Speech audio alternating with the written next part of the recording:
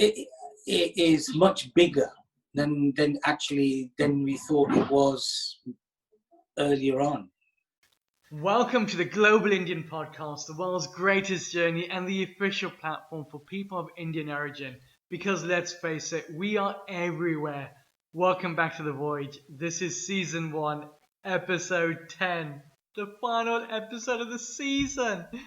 My name is Rajan and I explore. For over a decade, I've traveled the world, piecing together the kaleidoscope that is our community.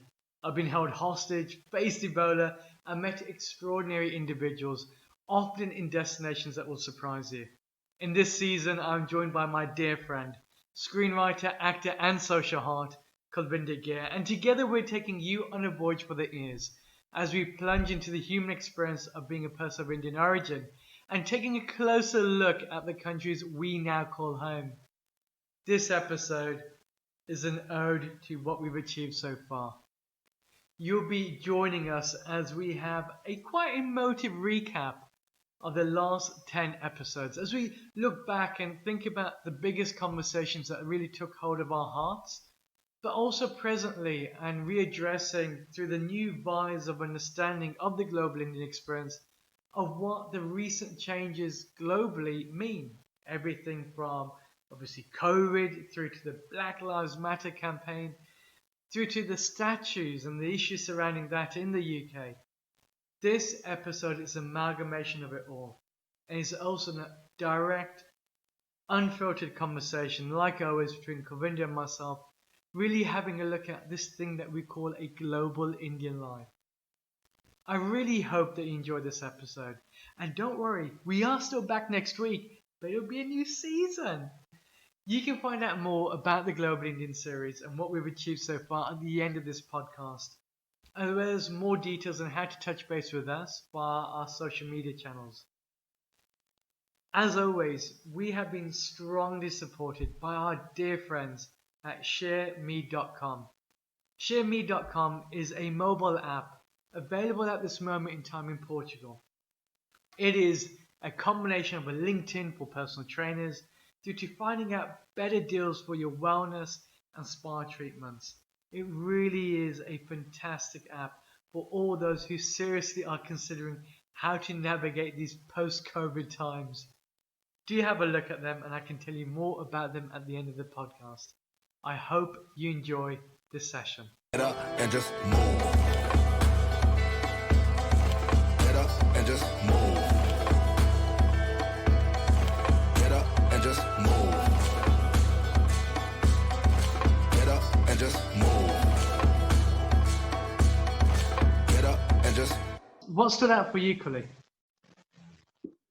I think all the for myself was actually being able to talk to people face to face, all in different parts of the world, and that was that, and yet interesting to hear where they were in their lives, and because the nice thing was that we had quite an eclectic sort of age group as much as the people that were so even now, some of the thoughts might not be right, but it wasn't, the idea wasn't to be precious, but to listen and to say, well, actually, where does that thought come from? Why is it there? Because it is, I know when we kicked off, it spanned from this idea of saying, well, we are the world's largest community. We don't know much about each other, but we have this really strong common denominator. And how interesting would it be to almost peer through this lens of somebody else's vision of the world and see, are we that dissimilar? Are we that similar? What are we going through? And can we relate to that? And I know we got a lot of feedback coming in, and people said it was the first time ever that they felt that their voices, or their thoughts at least, was validated, that they're not alone, that they kind of understand the struggles, right? Yeah, so we know there's a market out there. It could be. It's, yeah. And what I mean, actually, what I mean by that, we laugh at that, is, from an artistic point of view, that there's an audience out there. There's people to be kind of relate to. So if you do make a piece of work or anything like that, hopefully it's going to have resonance with the people that you've met and talked. And because, you can only get ideas in any sense of creativity by actually engaging and talking and seeing.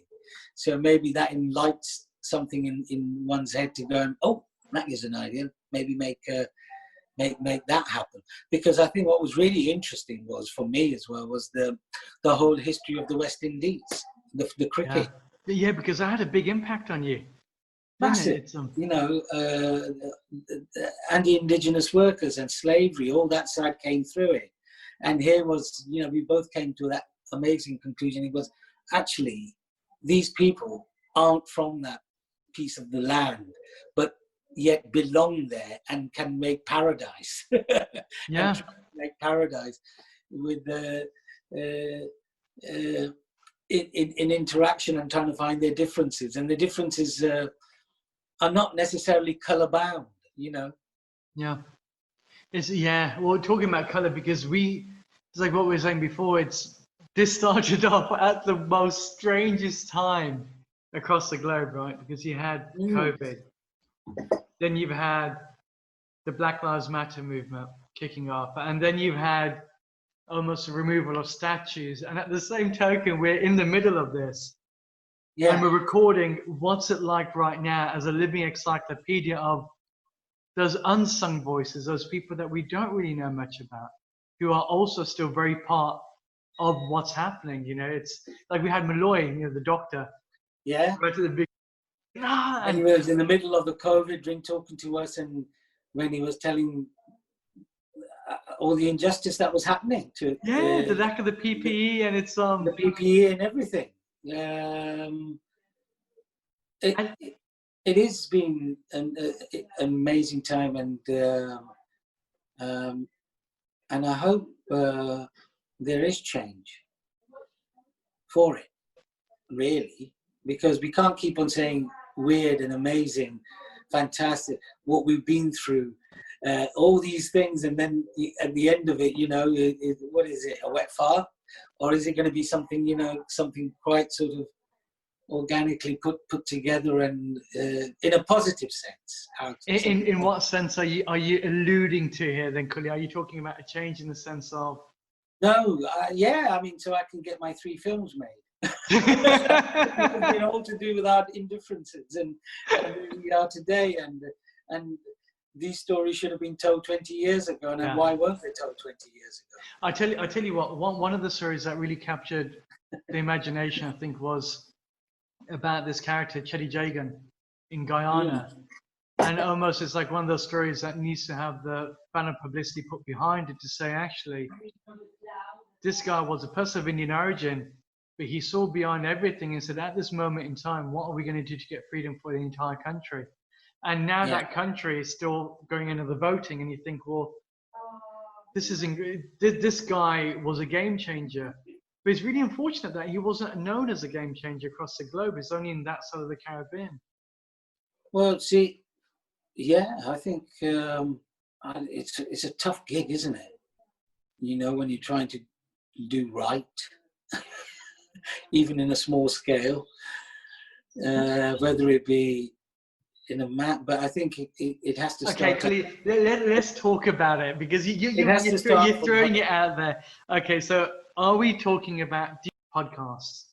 About the same moment of the podcast, we've been hearing conflicting things, for me at least anyway. Like when we spoke to Rajesh Gupta in South Africa, and he was saying about the injustice that is still being faced by a community there, saying actually apartheid isn't over, it just changes tonality. And then now we're having a look at what's taking place here in the UK, as well as at that moment when we're still doing the podcast, you had the riots that happened in Delhi with the thing. Do you think that there's more injustice now than ever before? And do you think that the stories that we've heard have almost concreted that in our mindset, or do you think that we've actually moved on to a better place as a community? Mind you, we're only 10 episodes in. I don't think we're in a better place. I think we're in a very grey area at the moment, where we want where we can maybe see the light. I don't know, but I don't think we're. If we were in a better place, then the injustice that you see, then it is much bigger than we thought it was earlier on. We can see more of it. Yeah. Before, I didn't think we can see, because I think now how communication and internet and everything is opened up, you start seeing actually this recurrence of injustice consistently. So it hasn't moved. So it's just stagnated there, staying there. If it had moved, then I think we wouldn't be having those issues to deal with what we're dealing with today. So, what are the issues that you think that we're dealing with today? Are you talking about? Whether it be racism or prejudice, or whether it be social ideas of, I think there is poverty, there is, and there's I think to a certain extent, people are repressed. Yeah. And not to develop any further, or their own compassion and their own. They're not made to look at those things. They're made to look at other things, which they think might be far more important. So I think the last 40 years has been an amazing amount of development and research and with genetics and with all the techno stuff happening. But we haven't developed as much as we should have as a society. Yeah. I think the podcast that come to mind there is Alicia's one, which I thought was interesting, where she said in Kenya, she's almost, you're not black enough to be African, you're not Indian enough to be Bollywood, and you're stuck in the middle. And then you had Anissa's one, which was about domestic violence, saying, actually, do you know what, there's been this crazy mentality of repression, of women, to not allow them to go forward. And both of them are generations of people that have been in those countries. And then you had Donald's one, which is saying, actually, the injustice is still happening right now. I can see it with my physical eyes. And there's one quote that I think was repeated by the South African one, which is saying, actually, politicians, to be in the political industry, it's a noble profession. But what people are doing now is actually just criminal. And the fact that you're using race baiting to get your way is wrong. Yes. And so when you say about the injustice, it's really weird, because even within our own podcast circle of the 10 done so far, you can see these elements of it. And you think, wow, what has to happen for things to change? And what I was surprised with, why have we never had these conversations before? Why have we never understood about, as a community, actually there was this group of indentureship, the modern day slavery of these guys that were picked up, not out of will, because 40% of these guys died on the boats. Yeah. And they were sent over. Why were we never taught that? And then the other side to say, well, this is where it's now. It's apparent that what education we give our children, and education is important here to know our past history, and why is why and what is what.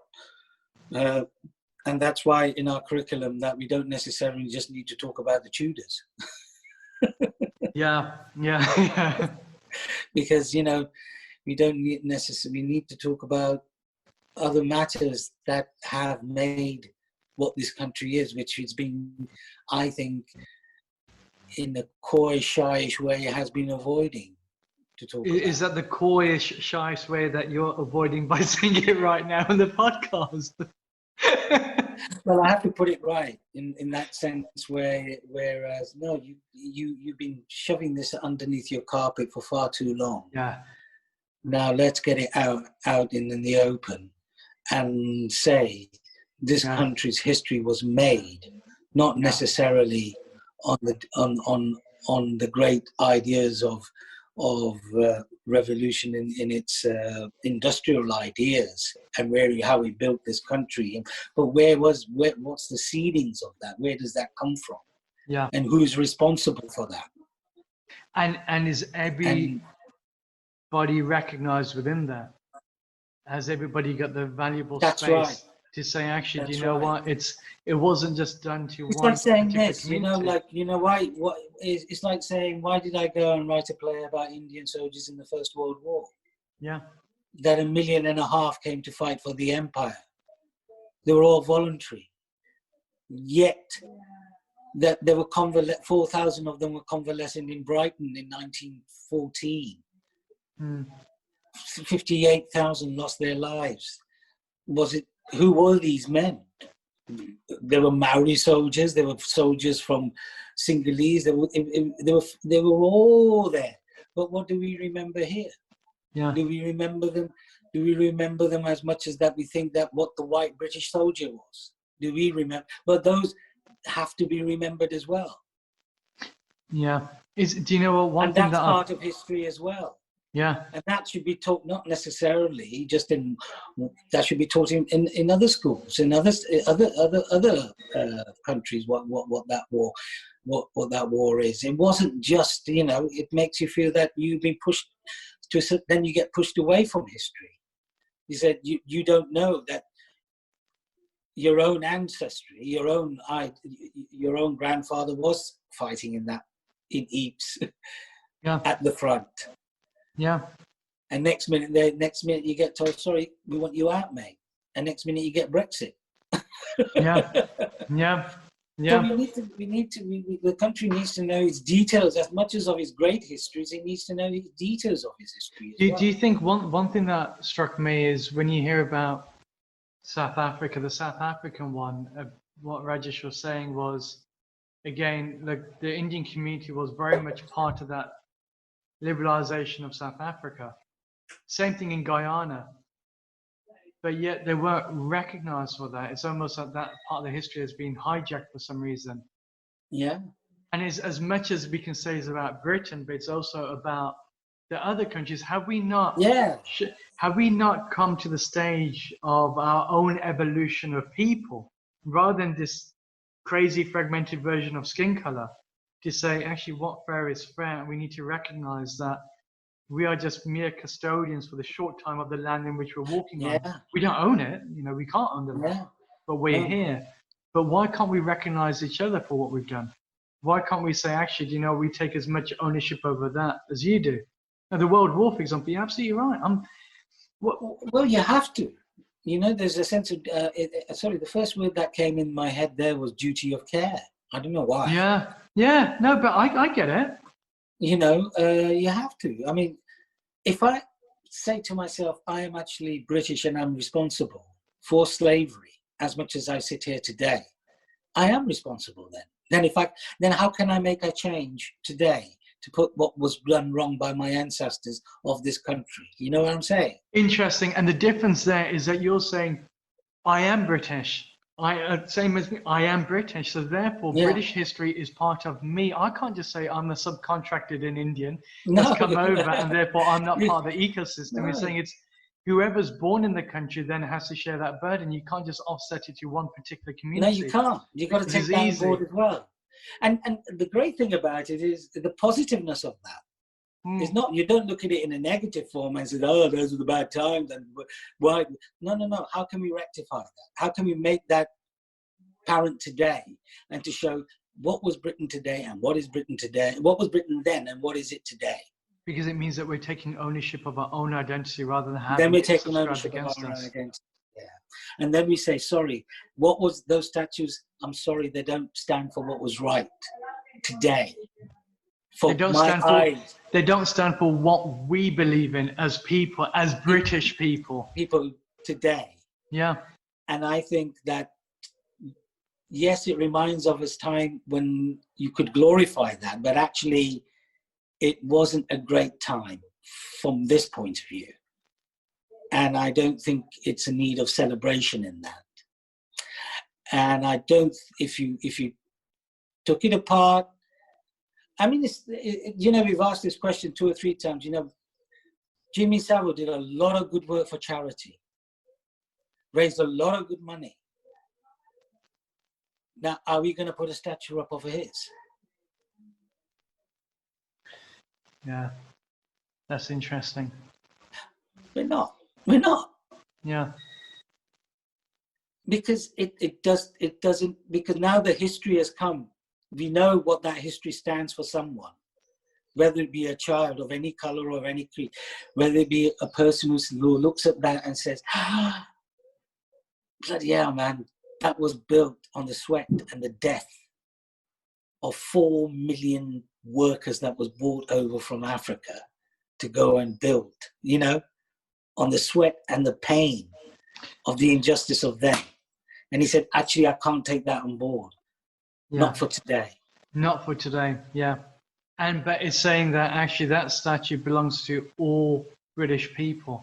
So therefore it has to stand the test of investigation of what are our values now. Yeah. If it doesn't now measure that value system that we have as British, it should no longer be fit for purpose. But then there's the great argument there was about Churchill, Yeah.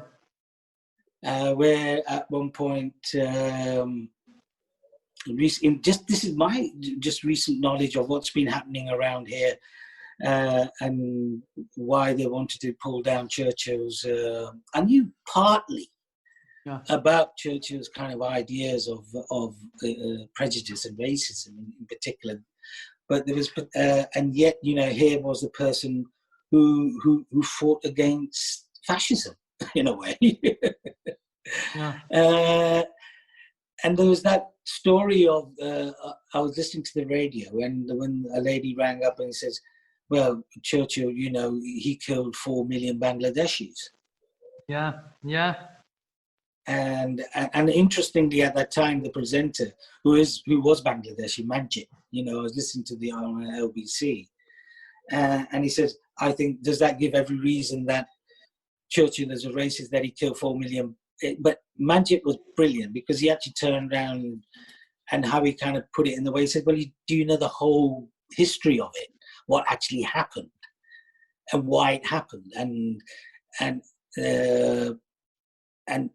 here was an individual who's put in a particular situation. Does he worry about the 4 million Bangladeshis of starving, or is he worried about the fascist movement coming over this way with the killing of the gassing of the Jews? Yeah, I suppose that's the thing. It's one thing that I'm really proud that we've achieved so far is that we've kind of created a liberal space for conversation. So actually, do you know what? If we know more about each other and we know more about our respective histories as people of Indian origin, it gives us a different sense, a different feeling. So you're part of a global fraternity who have had a shared experience that is eerily similar to us all, and I think that's the thing that we've been able to manage to do. It's like for me, I think one of the most interesting ones that we recorded so far has been a conversation with Ella Gandhi that was done with Rajesh, and she's the granddaughter of Mahatma Gandhi. Well, I didn't get a chance, so you have to tell me more about this. I'll tell you that one. But it's honestly, I was absolutely, and you know me well. I came out here and I've had your ear in my brain constantly, the spirit of revolution, and then I've had Ella, and I'm thinking, wow, I get it. And she knew Nelson Mandela really well, and it's that idea of saying, actually, do you know what? There's an African saying of I am because you are. It's really simple, but it has so much power because I'm saying all of a sudden I'm going to look at it through a different veil. We're all in this together. Well, what's been your lasting memory of the last 10 episodes? Because it has been 10 weeks. Well, I think, like you said, it's the meeting, just meeting for me, it was the politicians as much how real these people can be. Yeah. And I think another thing was that everyone was really, really positive as well. I know that we had those elements when the girl who suffered rape and was beaten and all that lot, but again there was a positiveness out of there of her writing her songs, Yeah. finding a new way of making music. Again, there's a fusion of different types of music coming into her life, and again it was like each person was on a journey. Yeah. Which was really good. But I think there was, talking to the older politicians, the older and the diplomats, there was a real sense of, on their behalf, of compassion, of actually, I want to make the world a better place. That's what my job is. Yeah. And I think that's done with experience and age that has come. Talking to Ricky and talking to the guy from Kevin and Donald. Yeah.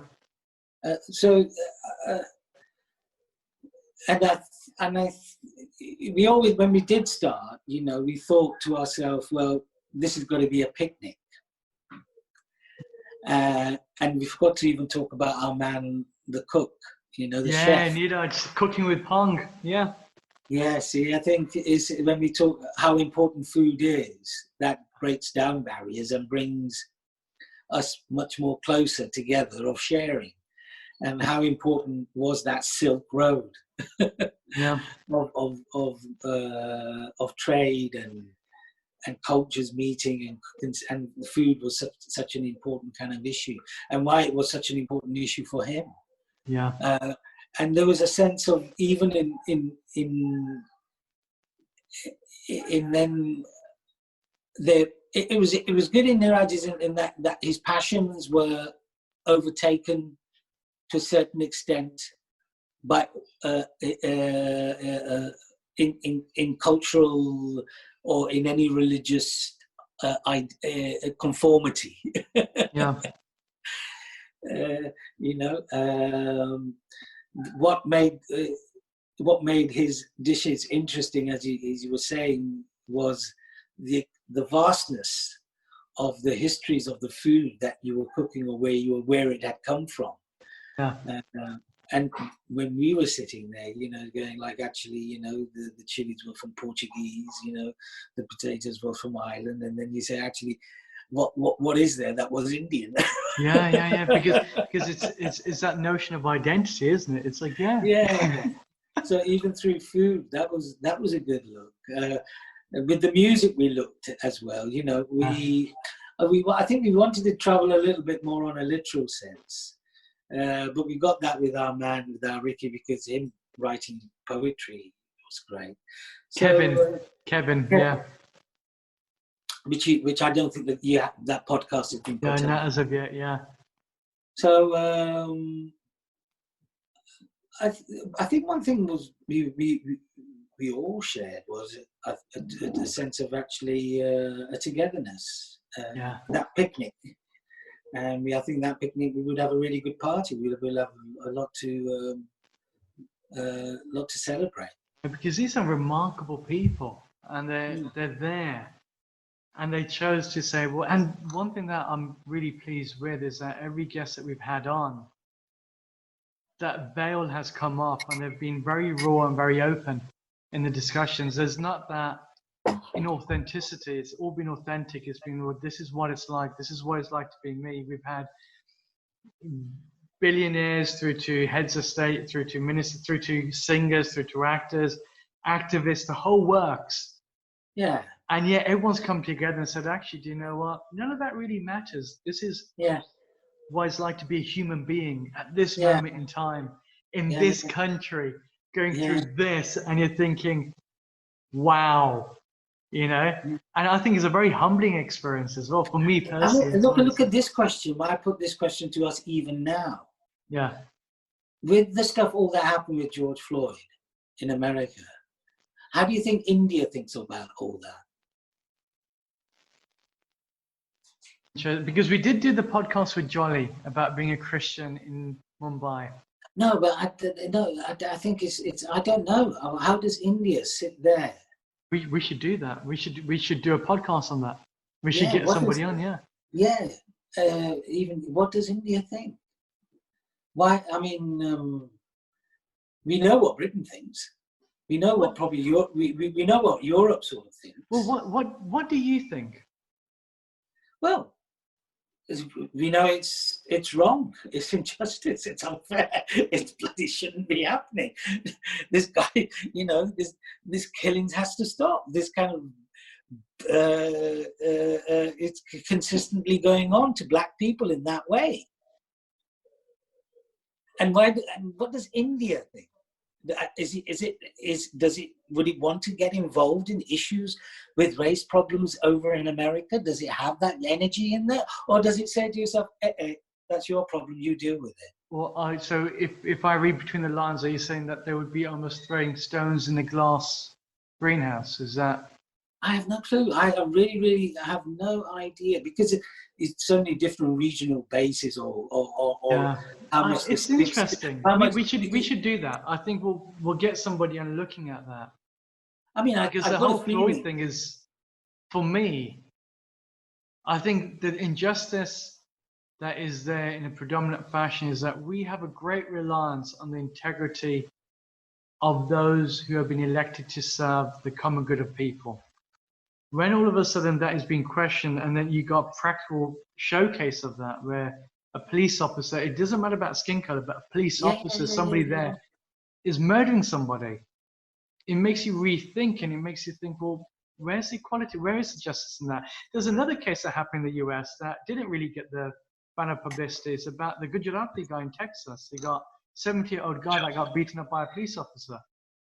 Yeah. Nobody knew about it. And you think, again, is that?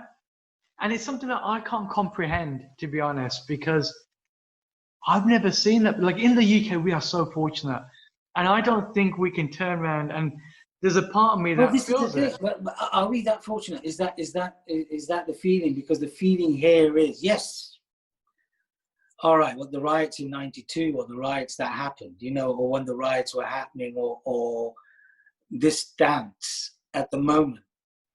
And if there is that level of institute racism within the police force in this country, it definitely, again, we look at it, and we need to be carry on looking at that. Yeah. Because see, it's interesting because I think the evolution in Britain and the integration in Britain in the last sort of 40, 50 years has been immense in a way.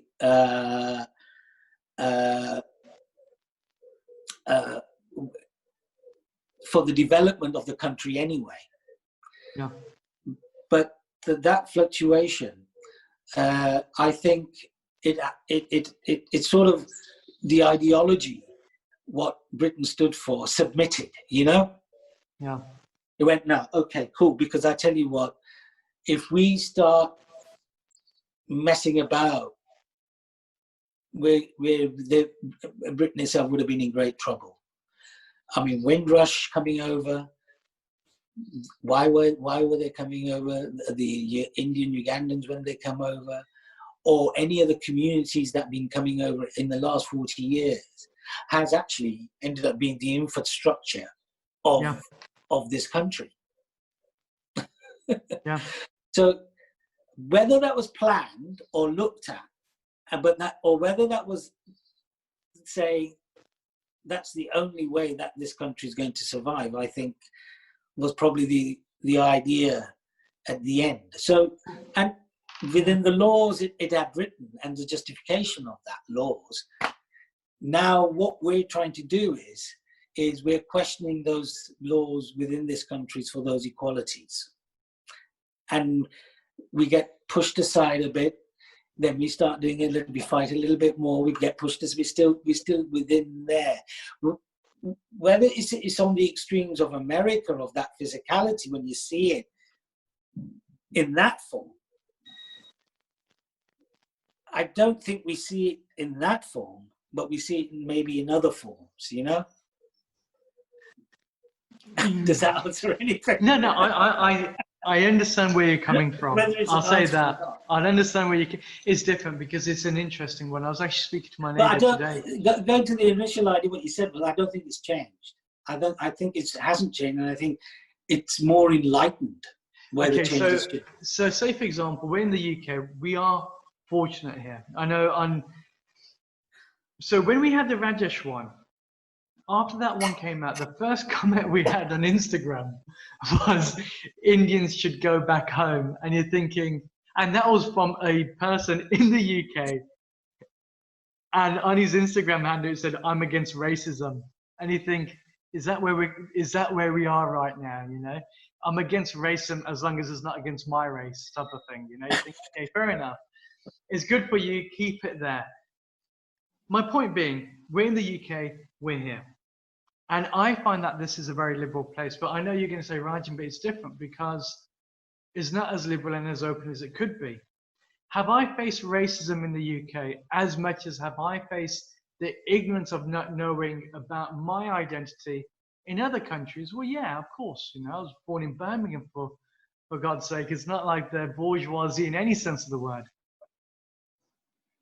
But, and here's where my big but is, maybe it's just the way that we've been brought up.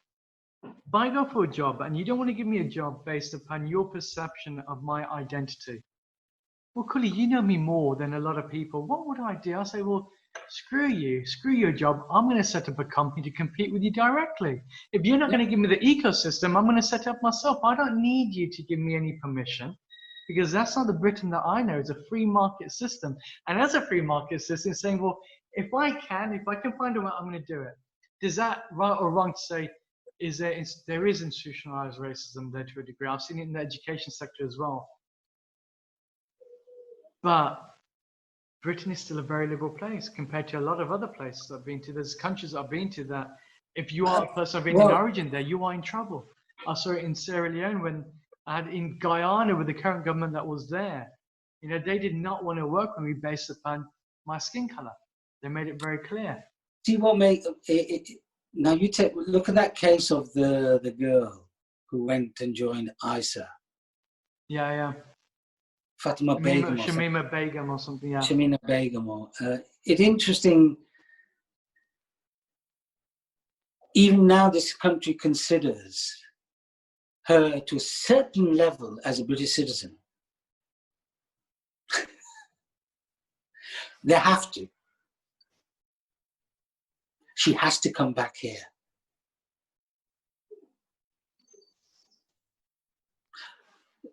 Do you get it? Because we're responsible and somebody has to be responsible for that. Yeah. And if we can put that wrong and bring it back home and be compassionate and forgiving and not being necessarily abusive in that sense, and be grown up and be adult and not necessarily put it them and us, and put a right wrong and say, hey, all right, you made mistakes and what you thought was there, but here you're home. Can we do that? I get the underlying current of what you're saying, because you're saying actually we have to look within and say, well, what happened? How do we rectify that? And we can't just almost subcontract that responsibility to somebody else, saying, well, you made a mistake. Actually, it's no longer our responsibility. It's your responsibility. All I'm asking here is, can we do the Christian thing? The Christian thing meaning the right thing. Yeah, okay. And turn the other cheek if need be and forgive. And if we want to look at it that level, or do we have to be Christian to be thinking that way? I'm not saying interesting. that. Okay. See, because this is it. What levels of that hypocrisy is there? What, you know? All right, deep down in the heart, you say, nah, man, she made a decision. She did this. She's gone out there. She then stick by it. She betrayed us in that sense. Whatever, she could be responsible for a certain amount, but she made. But wasn't she absolutely anti-British? Didn't she want to destroy this place? Didn't she think? Of course, yes. And so it's saying, well, if you don't really like this country as much and you don't want to be part of it, so therefore, why should we then afford you the advantage of now turning around and saying, actually, I want to be British, rather than us saying, I get the conversation, because how this links in is that it's a question of identity and a question of belonging and a question of validation of that. And what you're really saying is how much onus is on the country. She's born here. Yeah. She's part of this society here. She was brought up here. So we are responsible even for her, what her actions and her thoughts may be. Are we enough in our ideas, in our demographic, emotional beings of not necessarily thinking logistically of what's right, saying, no. Actually, her going out there as a society, we were responsible for that. Yeah, that I agree. Yeah, no, I'm with you there. So, the poor girl, the Bangladeshis don't want her but then why should they? She's not even Bangladeshi in that sense. Yeah. Well, okay, here's a question then for you, colleague, coming back onto this. When does it happen that we're no longer considered as being Indians? We're people of Indian origin, that's there. Because we've had this conversation about being British a lot together, and I like what you've always said to me. You said, Rajan, actually, you own the identity of Britishness. If other people don't like it, it's their bloody problem, not yours. You're British, and I agree, I'm British. And the same thing is true with Indianness. But there's also another part saying, well, how much are we recognizing each other as being people of Indian origin? How many generations does it take until those no longer mean anything? Is it the fact that it's length of time, or is it our exposure to other people like us that then starts making us think actually being Indian or being British or being that actually really doesn't matter anymore? Because I've had enough exposure to other human beings on this planet, I realized, oh shit, I'm really just happy to be a human being. But actually, I'm just really happy that I can speak English. At least I can speak to other human beings or whatever it may be. Well, yeah, absolutely. All we're doing is giving it a name and sticking a flag with it. Yeah. Oh my God, we just undone 10 weeks of work.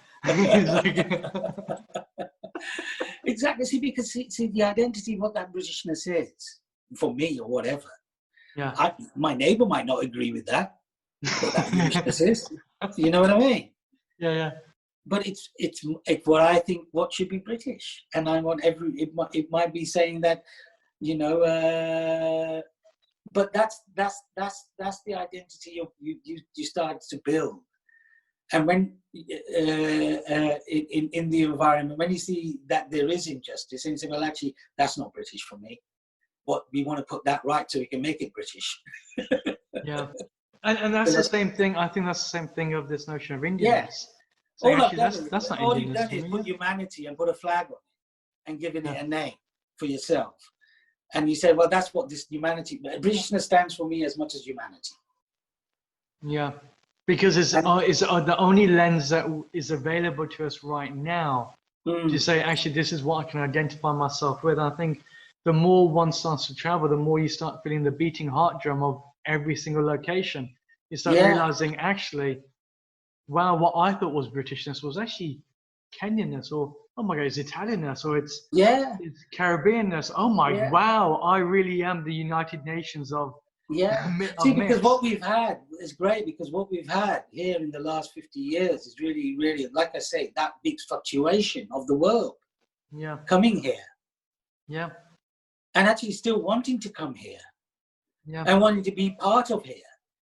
Because they can hear the Britishness and what that is. It's called openness and being tolerant and being understanding. And if that to me seems like, if I were to put some flag on there, hearing what we heard so far, that sounds like you're from, I don't want to say the word Uruguayanness, because I don't even think there's a word, but it feels like you're part of Uruguay. It's like that openness that they were discussing over there. You think, oh God, I want to be like that. Screw it, I'm going to call myself Uruguayanness, Britishness. If I'm going to own my identity, it's up to me. interesting thing is, I think, I don't know if I told you this story before, it's like a writer who writes a play and it's called War and Peace or whatever it may be. Yeah. And next minute he goes and writes a love story. He says, well, I didn't think everybody thought I was a socialist. And I've got no ideas of what socialism is. Or everybody thought, I'm a humanist or whatever. I've just written something which I think was feeling from the heart. Yeah. Because ultimately we're everything, aren't we? We can't subscribe to one label. Then you can't be. He said, it's the world is making an identity for what we want to be, giving us an identity. But actually have that perception enough to hold your own self and look at your own identity and what that is. Because they will give, they might look at me and say, oh, he's an Indian, he's brown face, he's probably born in India, came over here and settled down. I don't know. But I could have completely, that actually my history could be that my parents came here in the 8th century. Yeah. Yeah.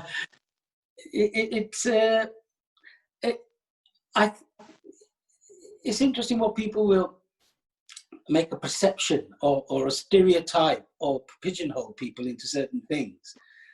And that goes what the Union flag, the Union Jack might stand for, or the George's flag, or we see the world as we are, not as it is. We see the world in a different lens that we want to subscribe to it, and so therefore, when it's like what Gandhi said, coming back, this is Ella Gandhi's fault here, but it's like it's fantastic thought. It said, "Be the change, become the change you wish to see in the world," and it's such an overused statement, but then when you think it through and you digest it,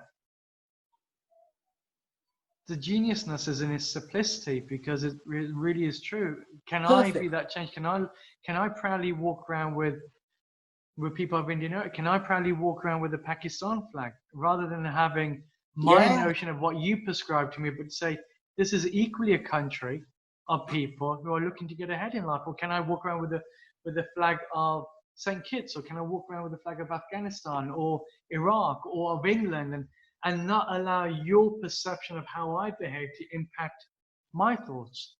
And when we get to that sentiment, that notion, then hey, it's no longer my problem. If you got a problem with it, it's your problem. It's not my problem. You have to justify your thoughts against it by therefore digesting enough context into saying, what if, why? The question is, have we done enough like that as a society? Because we haven't. We haven't taught kids to do that or to think that way. And I think maybe the whole world is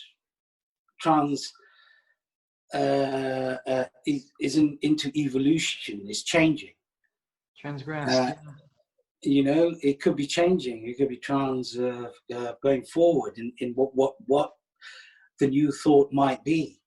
Yeah. It's what interest is going to give the mind a new thing to chew on. Yeah. So, I mean, just imagine, what happens if tomorrow's invention is teleportation? Yeah. Do we then and then all of a sudden, then are we then British? Are we Indians? Are we brown? Or are we just those spacemen that can go around across the globe? Yeah, things like that. See, with genetics, what happened with genetics? Looks like it kind of knocked everything for six. Yeah, yeah. The big question goes, actually, we're all from Africa. But then here's a question, right? Because we're looking at this in a holistic manner, almost like 20,000 foot from the sky, and we're looking down on it. So then when you see the writing and you see people saying, okay, I'm fighting against injustice against whom? Is it enough to prescribe that towards one ethnic-based group? And does that do the greater disservice? Or should it be saying for everybody, British, whatever your thought is, so actually the injustice is between two parties, those who have and those who want influence, and everybody else in between that's actually saying this is a fragile experience and I just want a better life for me. It's a really different way of thinking of things, because what are we really fighting for if it's not? It's like what you constantly say to me, and that echoes in my ear. What's the point of revolution if it's not for everybody? And the same thing there, you know. Well, yeah, it has to be. You know, you can't. And that was going. This is going back. That thought goes back for the French Revolution. Yeah. You know, when they said, actually, what is who is it for? Is it for the social? Is it for the working people, or is it for indifferences of color? Or is it for that the revolution has to happen because the rich are getting richer and richer, and the poor is getting poor? Well, who is it for? It's got to be for everyone. You know what's interesting? Mm-hmm. That, like, wrapping this through, what I think that the audience has probably seen more so, apart from these incredible conversations with remarkable people out there, is that I think a lot of people are seeing a very different side of you. That is the first time that they get to see the privilege that we go through in a conversation. You know, it's the fact that you haven't subscribed to that thought. You actually do live your ideals, and people may look and say, okay, well, he's a comedian. No. He's an actor. No. He's actually just a human being, and you're so down to earth, but your ideas are very crystal clear about humanity. And that's a lot of things that people haven't witnessed before unless they meet with you. I think that's been a real big turning point within these podcasts. The fact that everyone can actually hear these authentic voice of what Kulvinder Gear is. And you're a poet. You are a massive poet. I don't know. I mean, look, Orson Welles was massive. Oh my God. Oh, wow. That's another thing. Let's put into context here, Rajan. Yeah. It's an interesting kind of, you know, when people, sometimes, Rajan, people ask you, what's your role models, you know? Who do you kind of, who's sort of influencing you, or what something influenced you in? Was it a comedian, or was it certain things? And you say, you know, well, actually, there were certain people at certain times were influencing me, not one person at one particular time, you know? So all of a sudden, it was Muhammad Ali. Yeah. Next minute, you know, it was Albert Finney. Yeah. Then the next minute you look at it, it's Orson Welles, or it could be Mandela. Then you go back and you say, well, it's Gandhi, or is it Martin Luther King? I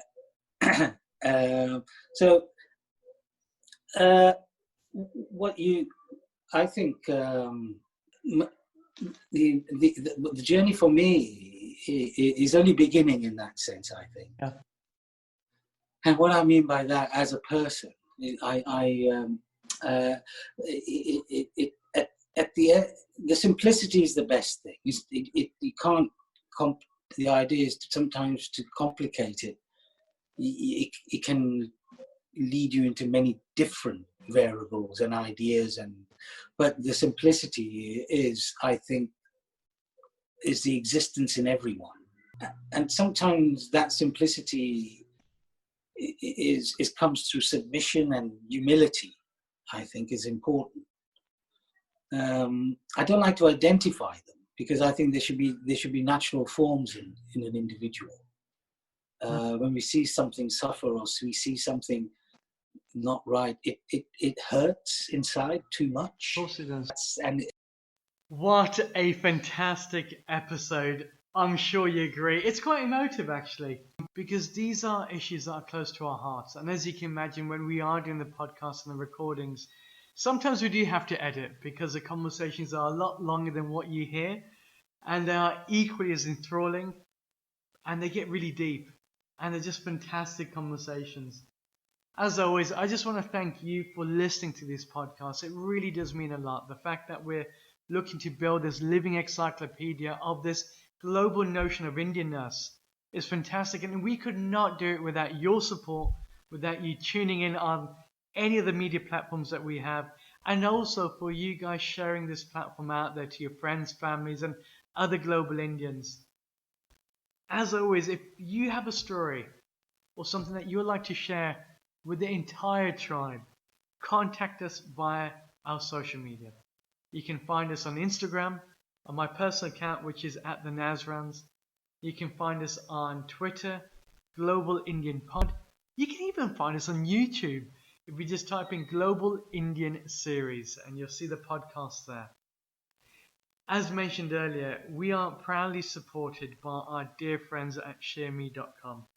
ShareMe.com is a wellness, beauty and fitness app, and it caters for all your needs out there. Incidentally, the owner of ShareMe.com is actually going to be on a podcast in our season 2. He's a fascinating character. I would applaud you to do this. If you like what we do, make sure you do download the app. And more importantly, make sure that you keep these conversations up. Because without your help and without your support, we can't do what we do. So until I speak to you next week, I hope all remains well, safe, and importantly, keep the learning alive. We are a fantastic fraternity of global Indians, and we now need to change the way in which we look at each other. Until we speak, take care for now.